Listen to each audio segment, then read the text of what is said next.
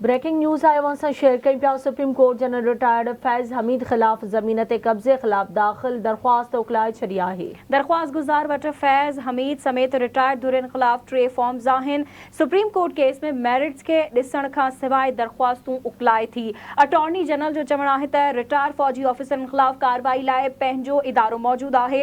इल्ज़ाम साबित थियण ते रिटायर्ड ऑफिसर्स खे बहाल करे कोर्ट मार्शल बि थी सघे थो। अॻूणे चीफ जस्टिस साकिब निसार धुरियुनि खे पंहिंजे चैम्बर में घुराए ॿुधियो हो। छा को बि चीफ जस्टिस कंहिं दरख़्वास्त खे अकेले चैम्बर में ॿुधी सघे थो? आइन ऐं कानून मूजिबि चीफ जस्टिस या को बि जज चैम्बर में वेही कार्रवाई नथो करे सघे। चई चुका आहियूं त सुप्रीम कोर्ट HR सील जी हैसियत नाहे। जस्टिस अथर मिनुल्लाह जा इहे रिमार्क्स हुया। ब्रेकिंग न्यूज़ अवां सां शेयर करे रहिया आहियूं। सुप्रीम कोर्ट जनरल रिटायर्ड फैज़ हमीद ख़िलाफ़ ज़मीन ते कब्ज़े ख़िलाफ़ दाख़िल दरख़्वास्त उकलाए छॾी आहे। सुप्रीम कोर्ट जो चवणु आहे त दरख़्वास्त गुज़ार वटि फैज़ हमीद समेत रिटायर्ड धुरियुनि ख़िलाफ़ 3 फॉर्म्स आहिनि।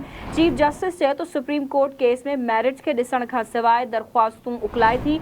एडिशनल अटॉर्नी जनरल जो चवणु आहे त रिटायर्ड फ़ौजी ऑफिसरनि ख़िलाफ़ कार्रवाई लाइ पंहिंजो इदारो मौजूदु आहे।